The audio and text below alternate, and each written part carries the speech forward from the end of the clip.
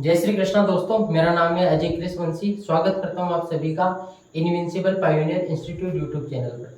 दोस्तों, हम पिछले कुछ दिनों से राजस्थान के प्रमुख संत और संप्रदाय के विषय में चर्चा कर रहे थे। इससे पिछले वाले लेक्चर में दोस्तों हमने वल्लभ संप्रदाय के बारे में चर्चा की है। उससे पिछले वाले में निम्बार्क संप्रदाय के बारे में चर्चा की है और उससे भी पहले वाले लेक्चर में दोस्तों हमने रामानंदी संप्रदाय के विषय में चर्चा की है। दोस्तों, आज हमारी चर्चा का विषय रहने वाला है राजस्थान का एक और प्रमुख संप्रदाय जिसका नाम है दोस्तों विष्णुई संप्रदाय। और आज हम बात करेंगे दोस्तों राजस्थान के एक और प्रमुख संत जिनका नाम है दोस्तों जाम्बोजी या फिर जाम्बेश्वर। उनके विषय में आज हम चर्चा करना चाहेंगे। तो बिना टाइम वेस्ट के चर्चा को प्रारंभ करते हैं। दोस्तों, विष्णुई संप्रदाय के जो प्रवर्तक हैं वो कौन है, यानी कि किस व्यक्ति ने विष्णुई संप्रदाय की आधारशिला रखी। तो हम कह सकते हैं दोस्तों संत जाम्बोजी। संत जाम्बोजी, संत जाम्बोजी। दोस्तों, कई जगह पर इनका नाम जाम्बेश्वर भी मिल जाएगा आपको। जाम्बेश्वर भी कई जगह पर इनका नाम मिल जाएगा, आपको जानकारी होनी चाहिए। यानी कि हम कह सकते हैं दोस्तों विष्णुई संप्रदाय की आधारशिला, विष्णुई संप्रदाय की जिसने स्थापना की उनका नाम है संत जाम्बोजी या फिर जाम्बेश्वर जी। दोस्तों, जो जाम्बोजी थे ये राजपूत थे। कौन से राजपूत थे दोस्तों? ये पंवार वंशीय राजपूत थे। ये पंवार वंशीय राजपूत, पंवार वंशीय राजपूत थे। दोस्तों, जाम्बोजी के बचपन का नाम था धनराज। यानी कि इनका जो मूल नाम है, जो दोस्तों इनका मूल नाम है, इनके जो बचपन का नाम है वो है दोस्तों धनराज। क्या है? धनराज। धनराज या फिर धनराज पंवार इनके बचपन का नाम है। दोस्तों, जो जाम्बोजी के भक्त हैं, जो जाम्बोजी के अनुयायी हैं, जो कि विष्णु संप्रदाय से संबंध रखते हैं, वो इनको विष्णु का अवतार भी मानते हैं। यानी कि हम कह सकते हैं दोस्तों कि संत जाम्बोजी को उनके भक्त विष्णु का अवतार मानते हैं। किसका अवतार मानते हैं दोस्तों? विष्णु का अवतार मानते हैं। दोस्तों, इसी चैनल पर हमने राजस्थान के प्रमुख लोक देवताओं के विषय में भी चर्चा की है। अगर आपने वो प्लेलिस्ट देखी है तो आप कमेंट करके जरूर बताना कि किस किस लोक देवता को विष्णु का अवतार माना गया है। वो आप जरूर कमेंट करके बताना अगर आपको जानकारी हो तो। विष्णु संप्रदाय के प्रवर्तक संत जाम्बोजी हैं, जिनको जाम्बेश्वर भी कह दिया जाता है। पंवार वंशीय राजपूत हैं दोस्तों ये, और इनका मूल नाम जो बचपन का नाम है वो है धनराज पंवार। और इनके भक्त इनको दोस्तों विष्णु का अवतार मानते हैं। इनके पिता का क्या नाम था दोस्तों? लोहट जी, लोहट जी पंवार। लोहट जी पंवार इनके पिता का नाम है। इनकी माता जी का क्या नाम है दोस्तों? इनकी माता जी का नाम है हंसाबाई। हंसाबाई इनकी माता जी का नाम है। इनके गुरु का क्या नाम है? इनके गुरु का नाम गोरखनाथ है। गोरखनाथ को इनका गुरु माना जाता है। जन्म कहां पर हुआ दोस्तों इनका? जन्म होता है इनका पीपासर नागौर में। पीपासर नागौर में, पीपासर गांव है नागौर में, वहां पर इनका जन्म होता है। हम कह सकते हैं प्यारे दोस्तों कि संत जाम्बोजी जो कि पंवार वंशीय राजपूत हैं, राजस्थान के प्रमुख संत हैं, जिनसे विष्णु संप्रदाय आगे निकला है। उनके पिता का नाम है लोहट जी पंवार, माता का नाम है हंसा देवी या फिर हंसाबाई, गुरु का नाम है गोरखनाथ। और दोस्तों इनका जन्म कहाँ पर हुआ? पीपासर नागौर में इनका जन्म होता है। कब जन्म हुआ दोस्तों इनका? 1451 ईस्वी में पीपासर नागौर में इनका जन्म होता है। ऐसा कहा जाता है दोस्तों कि जो जाम्बोजी थे या फिर जो जाम्बेश्वर जी हैं, इनका बचपन से ही ये मननशील थे। यानी कि बहुत ही अंदर ही अंदर खोए हुए रहते थे, बातें चीतें ज़्यादा नहीं करते थे। इस वजह से गांव के लोग इनको गूंगा भी कहते थे कि इसको तो बोलना भी नहीं आता है। लेकिन उनको पता नहीं था दोस्तों कि ये जो व्यक्ति मननशील हैं, ये जो अंदर ही अंदर अंतर्मुखी प्रकार का जो व्यक्ति है, ये आगे चलकर एक बहुत ही बड़े संप्रदाय की नींव रखेगा, जो लोगों को पर्यावरण के प्रति प्रेम करना सिखाएगा, जो लोगों को जीवों के प्रति प्रेम करना सिखाएगा। एक ऐसा व्यक्ति ये आगे भविष्य में होने वाला है, और होता भी दोस्तों वैसा ही है। 1451 ईस्वी में संत जाम्बोजी का जन्म होता है पिपासा नागौर में। बचपन से काफी आध्यात्मिक प्रकार के, मननशील, कम बोलने वाले थे। 1483 ईस्वी में इनके माता पिता लोहड़जी पवार और हंसाबाई का देहावसान हो जाता है, निधन हो जाता है। 1483 में दोस्तों जैसे इनके माता पिता का निधन होता है, ये पिपासा नागौर को छोड़ देते हैं, गृह त्याग कर देते हैं, इनके अपने घर को छोड़ देते हैं। कहाँ पर चले जाते हैं? अपने घर को छोड़कर दोस्तों ये चले जाते हैं सम्राथल। और एक ग्रंथ है दोस्तों, उस ग्रंथ का नाम है विष्णोई धर्म विवेक। क्या नाम है? विष्णोई धर्म विवेक। उस ग्रंथ के अनुसार इनके गुरु गोरखनाथ होते हैं, उनसे शिक्षा दीक्षा लेते हैं, और ये कहाँ पर चले जाते हैं उसके बाद में दोस्तों? सम्राथल बीकानेर में चले जाते हैं। सम्राथल एक स्थान है, कहाँ पर है ये? बीकानेर में। वहाँ पर ये सत्संग करते हैं, हरि चर्चा करते हैं, और 1485 ईस्वी में ये 29 नियम बताते हैं कि किसी व्यक्ति को जीवन जीने के लिए इन 29 नियमों का पालन करना चाहिए। 29 नियम को हम कह सकते हैं दोस्तों 20+9 यानी कि 20+9 यानी कि विष्णोई। और जो उन 29 नियमों की पालना करेगा वही क्या कहलाएगा? विष्णोई कहलाएगा। सम्राथल बीकानेर में दोस्तों 1485 ईस्वी में जाम्बोजी के द्वारा विष्णोई संप्रदाय की आधारशिला रखी गई। विष्णु संप्रदाय का प्रचार प्रसार किया गया। ये सारी चर्चा हमने की, एक बार हम इसको लिखना भी चाहेंगे। एक बार दोस्तों इसको हम लिखना भी चाहेंगे, लिख भी लेते हैं,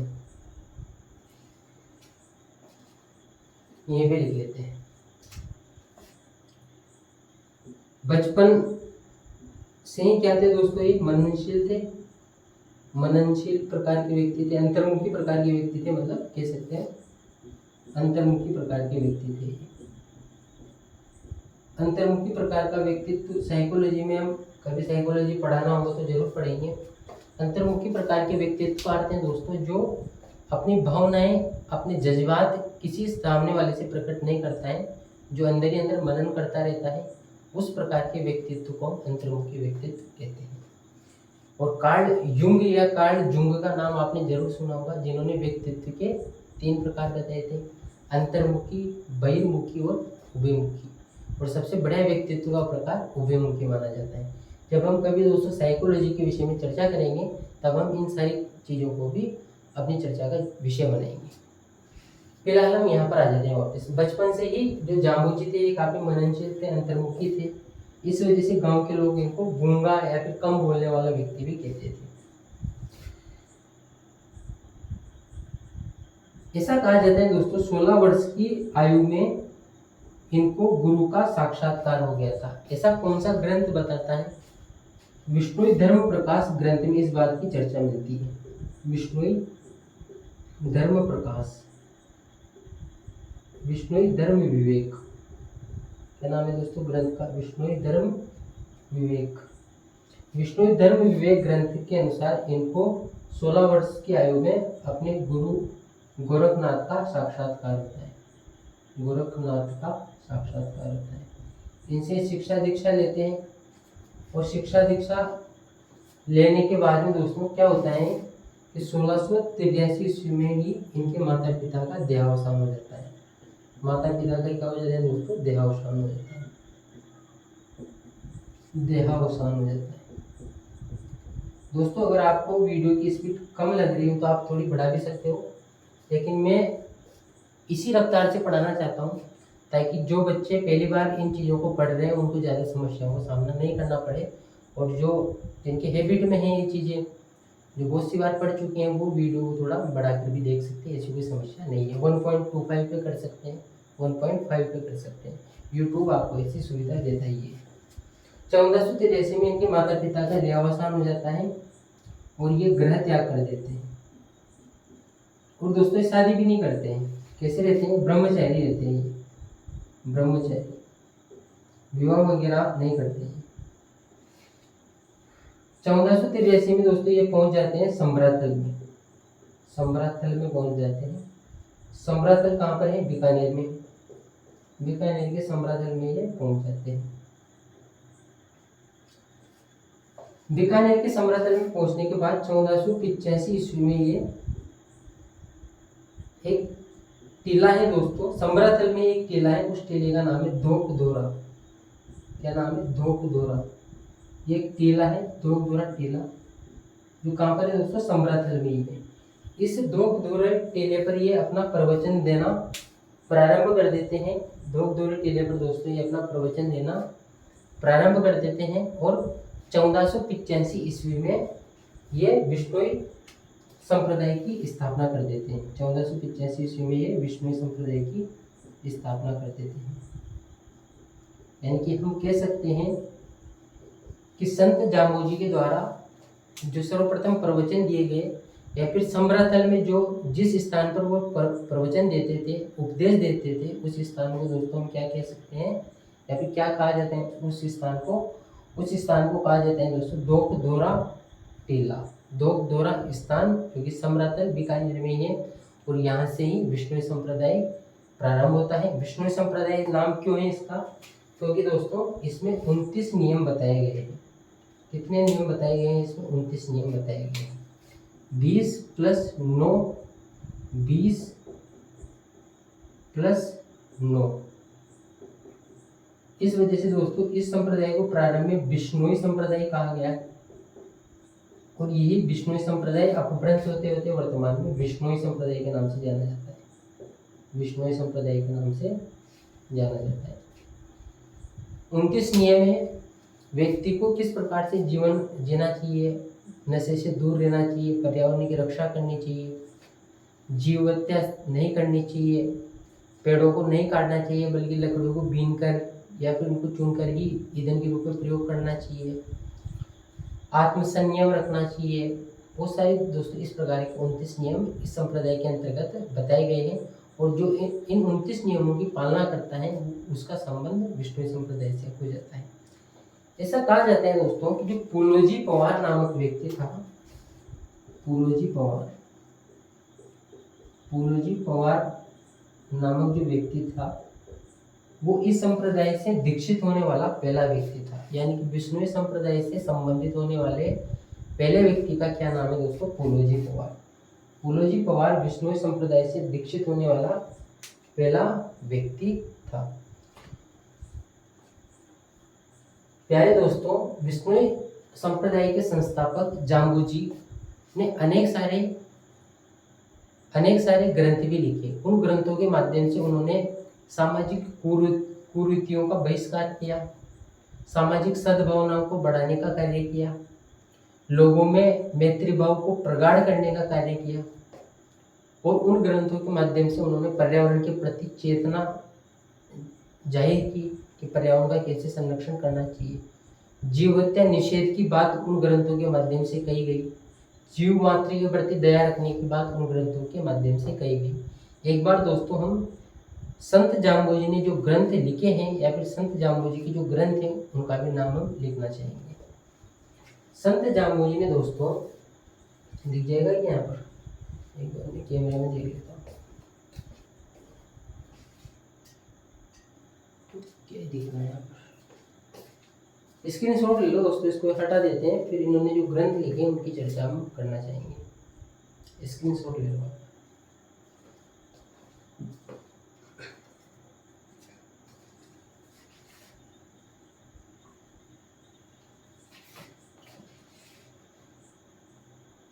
दोस्तों अभी तक हमने जितने भी पॉइंट डिस्कस किए हैं, सभी हमारे राजस्थान की प्रतियोगी परीक्षाओं के दृष्टिकोण से महत्वपूर्ण है। किसी भी पॉइंट को हम नज़रअंदाज नहीं कर सकते, और वर्तमान समय में जब कंपटीशन बहुत ज़्यादा हावी है, आप देख ही रहे होंगे किस प्रकार का गला काट प्रतियोगिताएं चल रही हैं दोस्तों आजकल। तो कंपटीशन के इस दौर में आप जितनी बेहतर तैयारी करते हो, जितने अधिक तथ्यों को, जानकारियों को आप अपने मस्तिष्क में रख पाते हो, आपके सफल होने की संभावना उतनी अधिक बढ़ जाती है। क्योंकि घिसे पीटे प्रश्न पूछना तो अब बहुत कम हो गया है। नए प्रश्नों की तरफ भी एग्जामिनर का रुझान बढ़ा है, तो हमें सारी जानकारियों की तरफ फोकस करना चाहिए, और इसके बाद में क्वेश्चन प्रैक्टिस भी आप किया करो। जैसे आज आपने विष्णु संप्रदाय पढ़ा है, तो विष्णु संप्रदाय के आपको जहाँ भी क्वेश्चन मिले आप देखो कि हाँ भाई मैंने पढ़ा है, वो और जिससे पढ़ा है उसने सही तो पढ़ाया ना, एक तो गलत तो नहीं पढ़ा दिया। और दूसरी बात ये भी है कि जो पढ़ाया है वो पर्याप्त तो पढ़ाया है ना, ऐसा तो नहीं कि थोड़ा बहुत बताया और पतली गली लेके निकल गया आदमी। तो इसे चेक भी किया करो आप टीचर को कि जो आपको बता रहा है, कोई जानकारी दे रहा है, वो सही जानकारी तो दे रहा है। वो कैसे पता चलेगा आपको? क्वेश्चन प्रैक्टिस से आपको पता चलेगा। हालांकि हमारी जानकारी को सुनो दोस्तों, प्रमाणिक पुस्तकें हैं, फिर भी मैं आपको ये सारी बातें बता रहा हूँ। इन्होंने कौन कौन से ग्रंथ लिखे दोस्तों, उनकी चर्चा हम करना चाहिए। संत जाम्बोजी ने दोस्तों जंब संहिता ग्रंथ लिखा है। जंब संहिता, जंब संहिता इन्होंने ग्रंथ लिखा। इसके अलावा दोस्तों इन्होंने जंब वाणी, जंब वाणी, जंब संहिता, जंब वाणी, कौन कौन से ग्रंथ लिखे दोस्तों? एक तो जंब संहिता, जंब वाणी, जंब संहिता, जंब सागर। इसके अलावा दोस्तों जंब सागर शब्दावली, जंब सागर शब्दावली,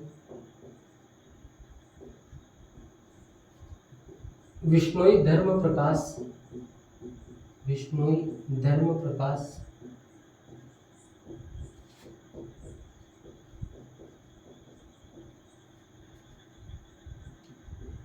120 शब्द वाणियाँ।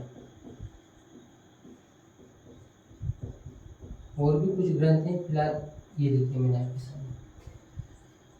विष्णोई धर्म के, विष्णोई संप्रदाय के संस्थापक जाम्बोजी के द्वारा अनेक सारे ग्रंथों की रचना की गई, लोगों में चेतना प्रसारित करने के लिए, जिनका नाम है दोस्तों जंब संहिता, जंब सागर, जंब सागर शब्दावली, विष्णोई धर्म प्रकाश, 120 शब्द वाणियाँ। ये सभी ग्रंथ किसके द्वारा लिखे गए दोस्तों? जाम्बोजी के द्वारा लिखे गए। दोस्तों जाम्बोजी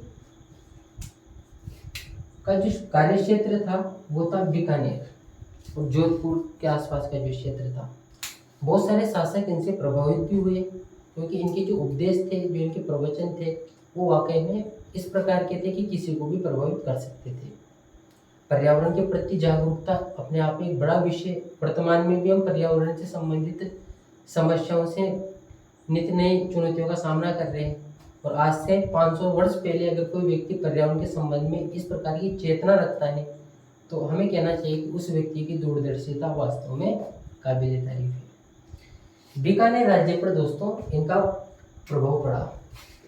बीकानेर के राजाओं ने या फिर बीकानेर के जो शासकों ने क्या किया, अपने राज्य के राज्य चिन्ह में, अपने राज्य के बीकानेर रियासत के शासकों ने दोस्तों अपने राज्य चिन्ह में खेजड़ी के वृक्ष को स्थान दे दिया, खेजड़ी के वृक्ष को स्थान दे दिया। बीकानेर के जो शासक वर्ग था या फिर बीकानेर के जो शासक थे वो जाम्बोजी से प्रभावित हुए, उनके पर्यावरण के प्रति जो प्रेम था उससे प्रभावित हुए। और बीकानेर के शासकों ने अपने राज्य चिन्ह में खेजड़ी को स्थान दिया। इसको कहा गया दोस्तों माटो। क्या कहा गया इसको? माटो कहा गया इसको।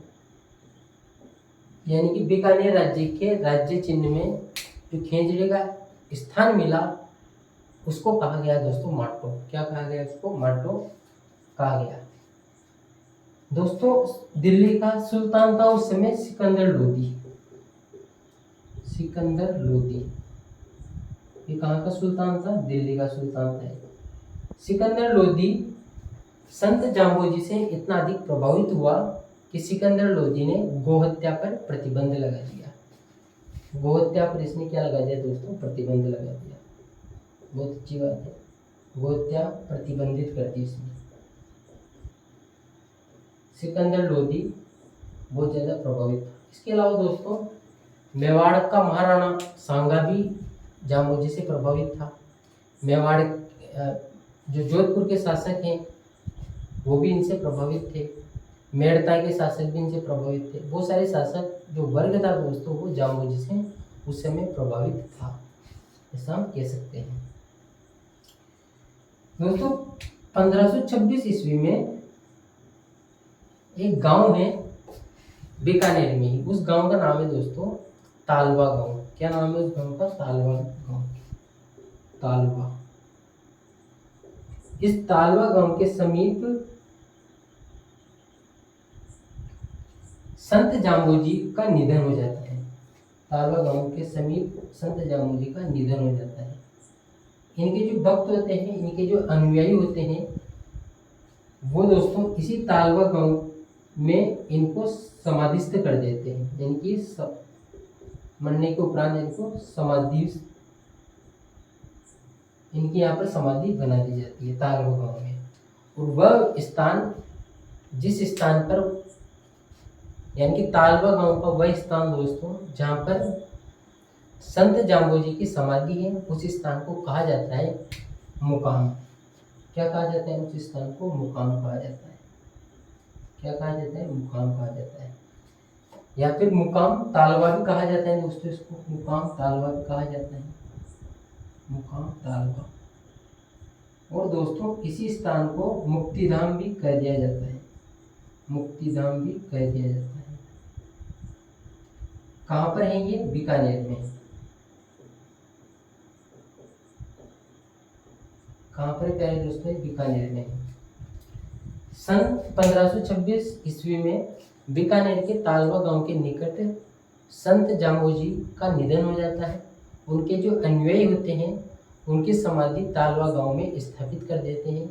जिस स्थान पर, तालवा गांव की जिस स्थान पर उनकी समाधि है, उस स्थान को मुकाम कहा गया, या फिर मुकाम तालवा कहते हैं, या फिर मुक्तिधाम कहते हैं, जो कि बीकानेर में है।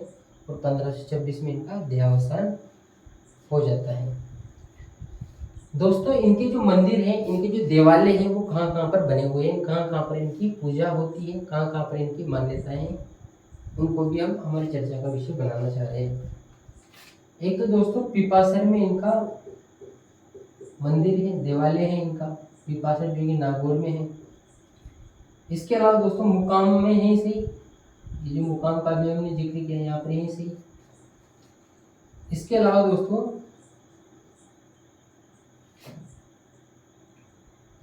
जागुल, और जागुल कहाँ पर है दोस्तों? बीकानेर में, यहाँ पर भी इनका देवालय है। इसके अलावा जाम्बा, जो कि दोस्तों फलोदी जोधपुर में, यहाँ पर भी इनका देवालय है। और इसके अलावा दोस्तों रामड़ावासा, रामड़ावास, ये कहाँ पर है? जोधपुर में है, यहाँ पर भी इनका देवालय है।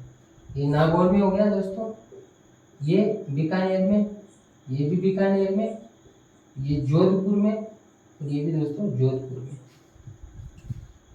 इन स्थानों पर इनके मंदिर हैं, देवालय हैं, यहाँ पर इनकी पूजा वगैरह होती है। विष्णु धर्म के जो मानने वाले लोग हैं इन स्थानों पर जाते हैं और अपने संत जाम्बोजी को याद करते हैं। दोस्तों ये जो मुकाम तालवा स्थान है जहाँ पर संत जाम्बोजी की समाधि है, यहाँ पर फाल्गुन अमावस्या को मेले का आयोजन होता है। फाल्गुन अमावस्या को यहाँ पर मेले का आयोजन होता है। कब होता है? फाल्गुन अमावस्या को दोस्तों यहाँ पर मेले का आयोजन होता है। दोस्तों और हमें चर्चाएं करनी है अभी, लेकिन उससे पहले जगह अपने को और चाहिए होगी। ये जो जगह बच रही है वो पर्याप्त नहीं है, इससे अपने को अतिरिक्त जगह चाहिए। तो मैं थोड़ा दूर हट जाता हूँ, आप स्क्रीनशॉट ले लेना, उसके बाद में हम हमारी चर्चा को और विस्तार देते हैं कि और कौन सी जानकारियाँ इनके रिगार्डिंग महत्वपूर्ण है। स्क्रीनशॉट अगर आपने ले लिया हो तो चर्चा को हम आगे बढ़ाते हैं। दोस्तों आज थोड़ी तबीयत नासाज है, 2 दिन से तबीयत थोड़ी, इस वजह से आपको थोड़ी एनर्जी भी कम लग रही होगी। लेकिन राजस्थान की जो प्रतियोगी परीक्षाएं हैं वो लगातार नज़दीक आ रही है, तो मैं समझौता नहीं कर सकता इस चीज़ से, तबीयत खराब होने के बावजूद भी, कि वे आप तक सही जानकारियाँ उपलब्ध ना हो। आप तक सही जानकारी उपलब्ध करवाना हमारा अंतिम लक्ष्य है और उसी दिशा में हम आगे बढ़ रहे हैं। वैसे तो दोस्तों विष्णु संप्रदाय के जो संस्थापक हैं जाम्बोजी, इन्होंने 29 नियम दिए, लेकिन फिर भी 3 नियम बहुत ही प्रमुख माने जाते हैं। उन नियमों की चर्चा कर लेते हैं एक बार। संत जाम्बोजी के द्वारा जो 3 प्रमुख नियम दिए गए उनमें एक है दोस्तों वृक्षों की रक्षा करना, वृक्षों का संरक्षण करना, जिसमें दोस्तों नए वृक्षों को लगाना आ गया, वृक्षों को काटने से मनाही आ गई। इसके अलावा जीव हत्या प्रतिबंधित करना, जीव हत्या का प्रतिबंध, ये भी एक इनका नियम है। इसके अलावा दोस्तों नशा मुक्ति, यानी कि व्यक्ति को नशे से दूर रहना चाहिए, ये भी उन्होंने, यानी 29 नियमों से हम मोटे मोटे तौर पर 3 प्रमुख नियमों के विषय में चर्चा कर सकते हैं। वृक्षों का संरक्षण, जीव हत्या पर प्रतिबंध और नशा मुक्ति। दोस्तों पर्यावरण से जाम्बोजी को इतना अधिक प्रेम था कि इनको पर्यावरण वैज्ञानिक भी कह दिया जाता है, कई बार पर्यावरण वैज्ञानिक भी इनको कहा जाता है। राजस्थान हिंदी ग्रंथ अकादमी में संत जाम्बोजी को पर्यावरण वैज्ञानिक शब्द के लिए भी उपयोग में दर्शाया गया है। यानी कि हम कह सकते हैं दोस्तों भारत तथा राजस्थान सरकार की प्रमाणिक पुस्तक, शिक्षा मंत्रालय की जो प्रमाणिक पुस्तक है हिंदी ग्रंथ अकादमी, उसमें संत जाम्बोजी को पर्यावरण वैज्ञानिक के नाम से संबोधित किया हुआ है। दोस्तों जो संत जाम्बोजी हैं ये वृक्षों और पर्यावरण के प्रति इतने अधिक सचेत थे कि उन्होंने एक स्टेटमेंट भी दिया था। इन्होंने कहा था दोस्तों कि शीश कटे रूख बचे, या फिर रूख बचे शीश कटे, उल्टा इसको इधर कर लो, इसको उधर कर लो, अर्थ नहीं बदलेगा, अर्थ वही रहेगा। तो भी सस्ता जान, तो भी सस्ता जान। इन्होंने कहा था दोस्तों शीश कटे रूख बचे तो भी सस्ता जान। संत जाम्बोजी, जिनको पर्यावरण वैज्ञानिक भी कहा जाता है, जिन्होंने विष्णु संप्रदाय की स्थापना की है, उनको पर्यावरण से और वृक्षों से इतना अधिक प्रेम था। उन्होंने कहा था दोस्तों कि शीश कटे रूख बचे तो भी सस्तो जान। इस प्रकार की चेतना जो वृक्षों के प्रति देखने को मिलती है, वृक्षों को बचाने के लिए देखने को मिलती है, वो विष्णु संप्रदाय में देखने को हमें मिल जाती है। और वृक्षों को बचाने के लिए विष्णु संप्रदाय के लोगों ने जो बलिदान दिए दोस्तों, उनको कौन भूल सकता है? कौन कर्मा और गोरा को भूल सकता है? तो कौन अमृता देवी विष्णु को भूल सकता है? कौन उन बलिदानों को भूल सकता है जो पेड़ों से लिपट कर जिन्होंने अपने प्राणों की आहुति दे दी कि वृक्षों को बचाना है। इस प्रकार की चेतना संत जाम्बोजी के जो शिष्य हैं, जो इनके अनुयायी हैं, जो कि विष्णु संप्रदाय से संबंधित है, उन्हें में ये चेतना देखने को मिल सकती है, क्योंकि जैसा गुरु वैसे शिष्य। और इसी वजह से दोस्तों आज भी संपूर्ण राजस्थान में पर्यावरण संरक्षण के मामले में जो विष्णु संप्रदाय का रसूख है, जो सम्मान उनको मिलता है, वो वाकई में काबिल तारीफ है। और उनका योगदान भी इतिहास के दृष्टिकोण से और वर्तमान के परिप्रेक्ष्य में भी अविस्मरणीय है। कौन कौन सी ऐसी घटनाएं हुई जो हमें दोस्तों विष्णु संप्रदाय या फिर जाम्बोजी की याद दिला देती हैं? ये जाम्बोजी ने जो ये स्टेटमेंट दिया, इस स्टेटमेंट के क्या मायने हैं? ऐसी कौन कौन सी घटनाएं हुई? तो 2-3 घटनाओं का हम जिक्र करना चाह रहे हैं। 1604 ईस्वी में दोस्तों, 1604 ईस्वी में रामासड़ी गांव, कौन सा गांव? रामासड़ी गांव, रामाखड़ी या फिर रामासड़ी गांव, जो कि जोधपुर में है। इस गांव में दोस्तों वृक्षों को बचाने के लिए गोरा और कर्मा ने अपने प्राणों की दोस्तों आहुति दे दी, शहीद हो गए ये वृक्षों को बचाने के लिए। ये एक घटनाक्रम है। दूसरा घटनाक्रम इससे भी ज़्यादा महत्वपूर्ण है। 1730 का घटनाक्रम की तरफ दोस्तों आपका ध्यान में आकर्षित करना चाहता हूँ। जोधपुर का शासक था महाराणा जोधपुर का शासक था महाराजा अभय सिंह। अभय सिंह राठौड़ जोधपुर का शासक। उसको भवन वगैरह का निर्माण करवाना होगा, वृक्षों की कटाई की आवश्यकता महसूस हुई। वृक्षों को काटने के लिए एक गांव है जोधपुर में, उसका नाम है दोस्तों खेजड़िली गांव। उस खेजड़िली गांव में उसने अपने सैनिकों को भेजा कि भी वहां से वृक्ष काट के तुम लेके आओ। जैसे ही अभय सिंह के सैनिक खेजड़िली ग्राम में पहुंचे, वहां पर उनको एक महिला मिल गई और वह महिला बड़ी बहादुर थी। वह महिला विष्णुई संप्रदाय से संबंधित थी, वह महिला विष्णुई संप्रदाय से दीक्षित थी। वो संत जाम्बोजी की शिष्या थी दोस्तों। वो संत जाम्बोजी की अन्वयी थी। उसका नाम है अमृता देवी बिश्नोई। क्या नाम है? अमृता देवी बिश्नोई। अमृता देवी बिश्नोई ने कहा कि इन वृक्षों को तो मैं नहीं काटने दूंगी। सैनिकों ने बोला राजा का हुक्म है कि इन वृक्षों को तो काटना ही पड़ेगा, राज्यों को आवश्यकता है। अमृता देवी ने कहा कि हमारे गुरु ने कहा है शीश कटे रूख बचे तो भी सस्तो जान, इस वजह से मैं मेरे होते इन वृक्षों को तो नहीं काटने दूंगी। होता क्या है दोस्तों, अमृता देवी बिश्नोई उन खेजड़ी के वृक्षों के लिपट जाती हैं इस प्रकार से, और उसका पति अमृता देवी बिश्नोई का जो पति है रामोजी बिश्नोई, वो भी वृक्षों से लिपट जाते हैं, उनके बच्चे भी वृक्षों से लिपट जाते हैं। लेकिन जोधपुर रियासत के सैनिक जो बहुत ही क्रूर थे, निर्दयी थे, जिनमें हिंसा कूट कूट कर भरी थी, और जो अपने राजा अभय सिंह के आदेश पर उस अमृता देवी बिश्नोई को, उनके पति रामोजी बिश्नोई को, उनके बच्चों को और इसके साथ ही दोस्तों कुल मिलाकर 363 विष्णु संप्रदाय के लोगों को पेड़ों के साथ काट दिया गया। ये विभत्स हत्याकांड खेजड़िली गांव जोधपुर में हमें देखने को मिलते हैं 1730 ईस्वी में। इस उदाहरण में, इस घटनाक्रम में, इस विभत्स हत्याकांड में दोस्तों पर्यावरण संरक्षण के प्रति विष्णु संप्रदाय की चेतना जाहिर होती है। विष्णु संप्रदाय का जो बलिदान है, जो वो अपने गुरु को आहुति दे रहे थे उस यज्ञ में, वो आहुति प्रकट होती है दोस्तों। कौन ऐसा व्यक्ति जो वृक्षों को बचाने के लिए स्वयं की जान दे देगा आज के ज़माने में? कोई बताओ, शायद ही कोई मिले। लेकिन उस समय इस प्रकार का घटनाक्रम हुआ था कि वृक्षों के लिपट लिपट के लोगों ने अपने जान दे दी थी। इस प्रकार का घटनाक्रम हमारे राजस्थान में देखने को मिलता है। इसी की वजह से कहा जाता है दोस्तों रंग रंगीलो राजस्थान, बलिदानों का राजस्थान, वैभवशाली राजस्थान, गौरवशाली राजस्थान। अलग अलग परंपराएं जो इतिहास को एक बार फिर से रेखांकन का अवसर देती हैं। इस प्रकार का इतिहास हमारे राजस्थान का देखने को मिलता है। लिख लेते हैं एक बार।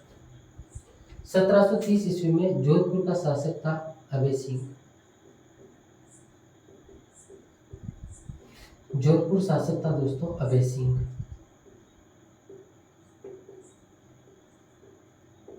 इस अभय सिंह ने आदेश दिया था पेड़ों को काटने का। इसके सैनिक जो थे वो आ पहुंचे खेजड़िली गांव में, खेजड़िली ग्राम में। खेजड़िली ग्राम कहाँ पर है दोस्तों? जोधपुर में। और जब ये सैनिक वृक्षों को काटने लगे तो दोस्तों अमृता देवी बिश्नोई के नेतृत्व में, अमृता देवी बिश्नोई के नेतृत्व में 363 स्त्री तथा पुरुषों ने अपने प्राणों की आहुति दे दी वृक्षों को बचाने के लिए। इन 363 में दोस्तों 294 तो पुरुष थे और 69 महिलाएं थी। उसके बाद में दोस्तों जब ये खबर चिंगारी की तरह जोधपुर के शासक के पास पहुंची तो जोधपुर का शासक घबरा गया और उसने खेजड़ी के वृक्षों को काटने का जो आदेश था वो आदेश वापस लिया। तब पर्यावरण की रक्षा हो सकी, पेड़ों की कटाई बंद हो सकी। इस प्रकार का अनूठा उदाहरण हमें देखने को मिलता है। अमृता देवी बिश्नोई के नेतृत्व में दोस्तों ये आंदोलन हुआ था। और अमृता देवी बिश्नोई के जो पति थे रामोजी बिश्नोई, वो भी अमृता देवी के साथ ही शहीद हो गए थे। इनके बच्चे भी शहीद हो गए थे और 363 लोग इस विभत्स हत्याकांड में वृक्षों को बचाने के खातिर अपने प्राणों को आहूत कर गए। दोस्तों इसी याद में, ये जो घटनाक्रम हो इसकी याद में दोस्तों भाद्रपद शुक्ल दशमी को खेजड़ली ग्राम में, या फिर संपूर्ण राजस्थान में भी कह सकते हैं हम, हालांकि संपूर्ण राजस्थान में तो नहीं मनाया जाता है, फिर भी मारवाड़ के क्षेत्र में दोस्तों शहीद दिवस मनाया जाता है। शहीद दिवस मनाया जाता है खेजड़ली ग्राम और उसके आसपास के क्षेत्रों में शहीद दिवस मनाया जाता है भाद्रपद शुक्ल दशमी को। 12 सितंबर को दोस्तों संपूर्ण राजस्थान में खेजड़ली दिवस मनाया जाता है। खेजड़ली दिवस मनाया जाता है 12 सितंबर को संपूर्ण राजस्थान में खेजड़ली दिवस मनाया जाता है। और अमृता देवी बिश्नोई के नेतृत्व में वो जो आंदोलन घटित हुआ था पेड़ों को बचाने के लिए, उस आंदोलन को याद किया जाता है 12 सितंबर को। और भाद्रपद शुक्ल दशमी को खेजड़ली ग्राम और आसपास के जो गांव हैं उनमें शहीद दिवस मनाया जाता है। दोस्तों आप सबको वैसे जानकारी होगी, नहीं भी होगी तो मैं बता ही देता हूँ। 1963 ईस्वी में खेजड़ी को राजस्थान का राज्य वृक्ष घोषित कर दिया था। खेजड़ी का जो वानस्पतिक नाम है दोस्तों वो है प्रोसोपिस सिनेरिया। प्रोसोपिस सिनेरिया इसका वानस्पतिक नाम है। 1963 ही होना चाहिए, 1983 है। मैं थोड़ा सा कंफ्यूज हूँ दोस्तों, तो इसको फिलहाल मैं हटा देता हूँ यहाँ से। मैं फिर भी जो नेक्स्ट लेक्चर है उसमें आपको कंफर्म करके बता दूंगा। मेरे ख्याल से 1963 या 83 में से एक है। 83 ज़्यादा कंफर्म मेरे को लग रहा है, थोड़ा सा स्लिप हो रहा है प्रेजेंट टाइम पे दिमाग से। दोस्तों ये जो वृक्षों को बचाने के लिए अमृता देवी बिश्नोई के नेतृत्व में ये जो अपने प्राणों की आहुति देगी, इसको कहा गया दोस्तों खड़ाना शाखा। इसको कहा गया दोस्तों क्या? खड़ाना शाखा। खड़ाना शाखा, इस घटनाक्रम को कहा गया खड़ाना शाखा। ये भी आप जरूर ध्यान में रखना। क्या कहा गया दोस्तों? खड़ाना शाखा इसको कहा गया। अब दोस्तों हमारा लेक्चर समाप्त होने में है, केवल 5 मिनट, 2-3 मिनट या 5 मिनट का ज़्यादा से ज़्यादा बनेगा। लेकिन वो जो मैं आपको साथ जानकारियाँ शेयर करना चाह रहा हूँ उसके लिए इसको हटाना पड़ेगा अपने को। इस वजह से अगर आप चाहो तो इसका स्क्रीनशॉट कर लो। उसके बाद में 2-3 चीज़ें और बच रही उनको भी हम चर्चा का विषय बनाकर वीडियो को समाप्त करेंगे, आज की क्लास को समाप्त करेंगे।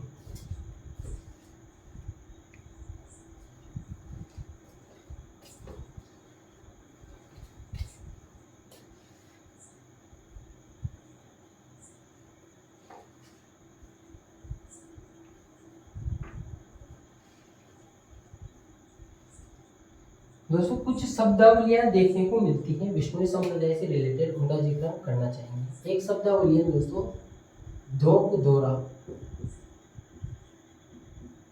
धोक धोरा। एक शब्दावली मिलती है दोस्तों साथरी। एक शब्दावली मिलती है दोस्तों धोक धोरा। एक शब्दावली मिलती है साथरी। एक शब्दावली मिलती है दोस्तों माटो। एक शब्दावली मिलती है हमें पाहल। और एक मिलती है दोस्तों गोलावास।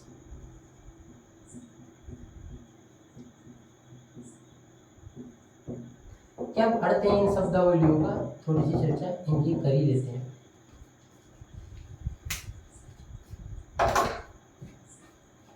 धोक धोरा क्या है? धोक धोरा वह टीला है जिस टीले पर संत जामोजी सम्राथल बीकानेर में प्रवचन देते थे, उपदेश देते थे, विष्णु धर्म का प्रचार प्रसार करते थे। वो स्थान धोक धोरा कहलाता है। ये क्लियर हो गया? दूसरा है दोस्तों साथरी। साथरी का अर्थ ये है कि संत जामोजी ने केवल जो धोक धोरा है, सम्राथल है, वहीं पर थोड़ी प्रवचन दिया है, इन्होंने और जगह भी प्रवचन दिया।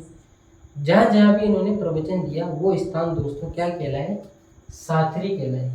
जिन जिन स्थानों पर जाम्बोजी ने अपने प्रवचन दिए, अपने उपदेश दिए, वह स्थान साथरी कहलाए।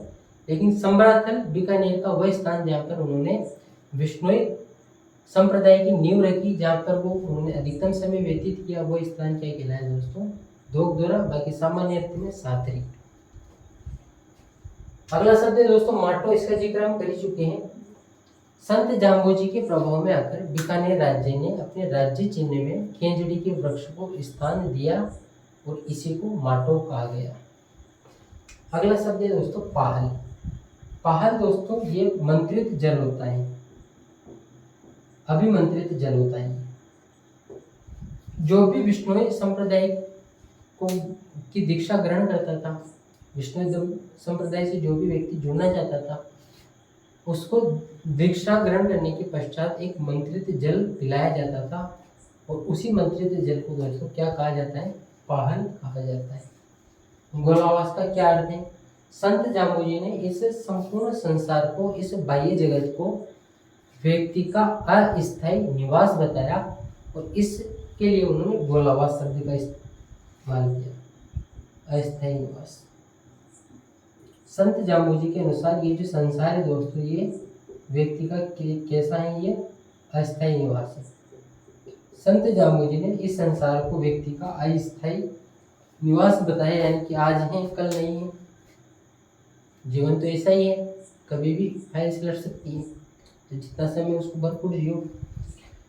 संत जाम्बोजी ने इस संसार को गोलावास बताया। गोलावास का अर्थ है